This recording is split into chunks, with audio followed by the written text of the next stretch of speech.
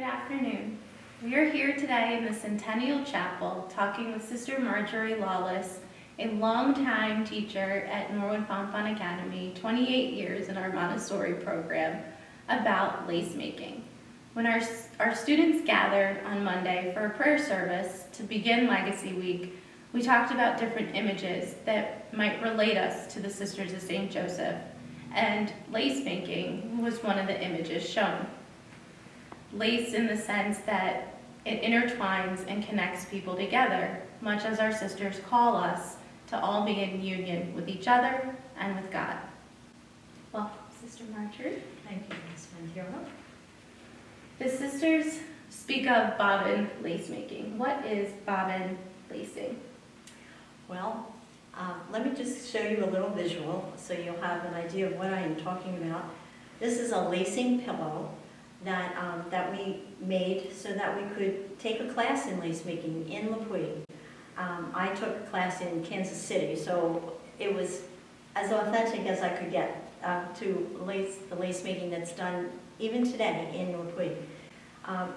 You'll see a blue paper on here and a pattern that I started, and the bobbins are in groups of 4 because everything is done in pairs. When I get to show you a little bit later, taking the 4 bobbins and holding them together, and it's a series of crossing and then twisting and then pulling tight and then putting a pin in place to hold it. So that's what you can see on here. So I'll explain it just a little bit more in detail when I get to that point. But I did want to tell you that bobbin weaving is and lace making is a technique. The threads, they're all wound on a bobbin, these wooden sticks, and they're manipulated in 2 pairs at a time, and you weave the pattern. This blue paper is called the pricking pattern, and it's fastened to the pillow, and after 1 or 2 stitches are made by crossing and twisting the threads, a straight pin is placed in between the threads and the pre-pricked hole that's in the pattern. The pins then hold the threads all in place, but just temporarily, because they are later removed. And this technique it's very logical, follows a pattern. We all begin by saying it's not difficult.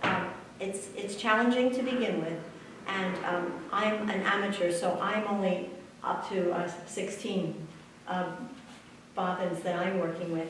And I'll just show you a little bit. This is a picture of the pricking paper, and that's what I would cut out and put on my pillow and choose which pattern I'd like to begin with. There are sets of directions then to follow that lace making pattern, okay? Where and when did bobbin lacing originate? Well, by the 15th century, bobbin lacing was still in its infancy over in Italy. But then needle lacing, as it was known then, which meant like stitching in the air, was made without the support of a woven cloth. So you were going to make something just to be by itself. You weren't sewing on something, as in embroidery. This was established, and this technique now was established and became a great demand in Europe. The royalty and all the aristocrats picked it up first, and this all happened in the 16th century. Bobbin lace most likely, though, then developed from this braiding. And the first bobbin lace patterns, they tried to imitate those needle lacings. The early laces were all made of gold and silver, but by the mid-17th century, the linen threads in the patterns became so delicate. In fact, even now with modern technology, we cannot even produce a fine linen thread that was used back in the 17th and 18th centuries. Everything is made entirely by hand. So I'll show you another picture of something that's a little more delicate when we say it's based on stitching in the air. I would just hold this, it would be done on my pillow, but when I'm finished, it just can be held by itself. It's not attached to anything else. Okay? Who used this handmade lace? Well, you know, fashion is very important. So fashion dictated what kind of lace was in demand at any given time, just as it still does today. They wore much lace, even more than women, until the end of the 18th century. But during the 17th and 18th centuries, all the aristocrats were so willing to spend enormous amounts of money just so that they could have fine lace and really outdo each other. At some point, lace makers were even known to have been kidnapped, and so that they would teach lace making in another country, because each country had very strict laws about importing foreign lace. So when you couldn't import the lace, then import the lace maker. You know, just bring that person into your country. So the change of fashion, it went from very plain and simple dresses around the time of the French Revolution, which is when the sisters, you know, began to do their lace making. And then around 1789, it followed the Industrial Revolution. That effectively put a stop to the end of handmade lace industries.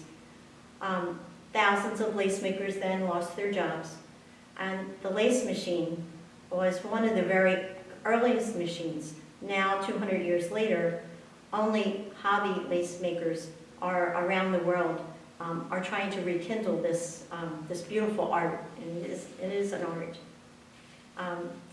So when the sisters wanted to begin lace making, they had to learn themselves, but many of them learned as children, you know, in their own family. Their mothers and grandmothers taught them. And then they, in turn, when they, you know, came into live together and to be together, it was the lace making that drew them together every day.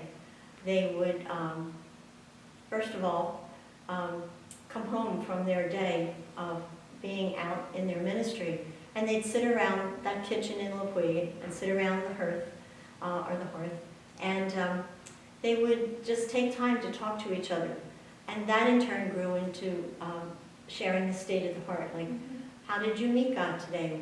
How did you, you know, find God's face in that person that you were with during the day? The sisters then, you know, took some time to reflect on that, and it was in that way that they would sit and, you know, continue their lace making, because they were doing this so they could, you know, sell their lace and, you know, earn a living for themselves.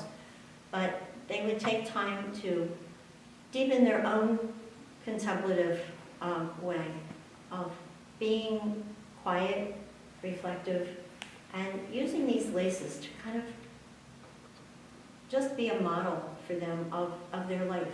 You know, that intertwining, that pulling together, you know, how you were pulling your relationship with God together, how you were grounding it in who you were and how you were with the people.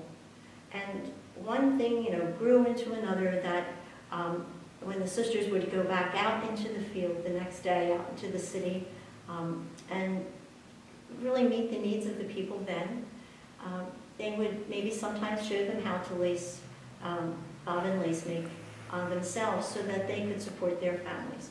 So it really became the need of the day, and it was a sign of that time.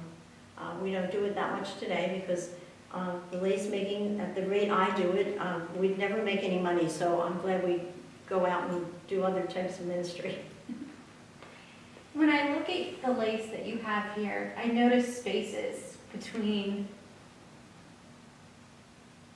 the threads. The threads, yes, and where they're held together, and you know, that's become an important piece of our spirituality too.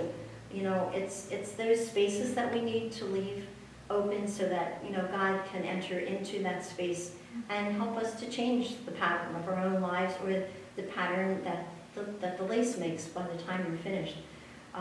So, you know, giving yourself the time, the space to, really be with God each day in your prayer, in your own prayer. Helps you to take on a more contemplative stance throughout the day, and to enter into the day, with peace, and to share that with whomever you are working with in your ministry.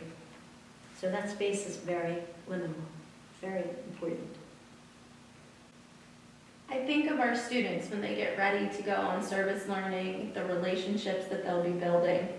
I wonder if keeping that image of lace as part of reflection in that space might help our students see themselves as weavers. Yes, and how we all need to work together, just as the different colors are coming together and making this new beautiful pattern.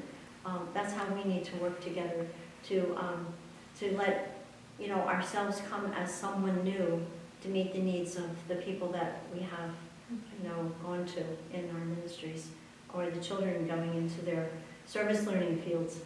It's just really so important to see them building these new relationships, tying up those spots that really bind them for a long time. And that's what they refer to, I feel, when they go back home. Like, how has this experience changed me today? Just looking at this, how has this pattern changed as I continue to work on it? Becomes stronger, it becomes more the face of like who I am and what I'm doing. I often read in my studies around the sisters that when the lace left Le Puy, or came to Le Puy with our sisters in 1650, it was left unfinished. How do you feel connected to that call to continue to finish that lace? Well, I could use that as a reason that mine's not finished. It's not finished. I began it a while ago. But, nothing is totally unfinished. Sometimes you might end one thing, but it's an anticipation of beginning something new and starting a new pattern. Just because these are other different patterns I've made, these were all different experiences that I had. And I feel that, sometimes I like to journal. I write down like what this pattern that was very tight meant to me, and why I needed to do something that was a little more freeing and gave me a little more space to, not just to move around, but to give the person that I was working with a chance to, bring their piece of the lace, and holding it together, that you and I can work together with this. It's beautiful. So many different images of ways we can connect through prayer. Yes. Well, thank you for being with us today. You're welcome, and thank you so much for taking the time to do this and to learn a little bit more about lace making and its importance to the Sisters of St. Joseph, and maybe taking some time to go on to YouTube and watch it being done, and maybe that'll just draw you to do want to do something different that will put you in that more contemplative place. And at first you might be more conscious of the directions, but after a while you see how that pattern unfolds, and then you and God can work on it together. Well, thank you. Okay, thank you so much. Thank you for listening. And I ask you sit with a few moments of silence. What is stirring in your heart after hearing this conversation? How can you be a thread that continues the legacy of our wonderful SSJ?